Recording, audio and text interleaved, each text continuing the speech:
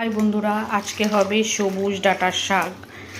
সবুজ সবুজ শাক, হেলদি অ্যান্ড প্রোটিন দিয়ে ভর্তি। দেখুন, দুপুরের লাঞ্চে যা যা বানাবো সব আপনাদের সাথে শেয়ার করব। বন্ধুরা, আজকে সকাল থেকেই নিরামিষ হচ্ছে। কেন কি আজকে শনিবার, তার জন্য আমরা আজকে পুরোপুরি নিরামিষ। এখন আমি শাক বানাচ্ছি, শাকে সোমবারা দিব।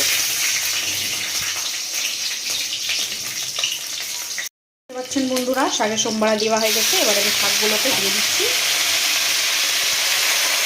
আমরা শনিবার দিন কিছু আমিষ খাই না, পেঁয়াজ রসুন খাই না।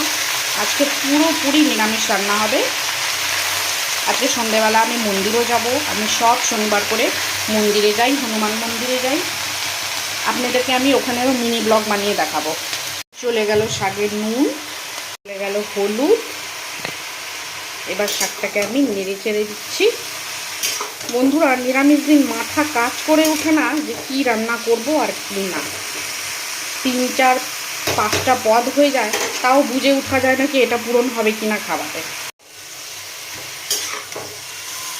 পাচ্ছেন বন্ধুরা, আমি যে শাকগুলো ছাড়িয়েছিলাম কি সুন্দর নরম নরম ডাঁটা বেরিয়েছে।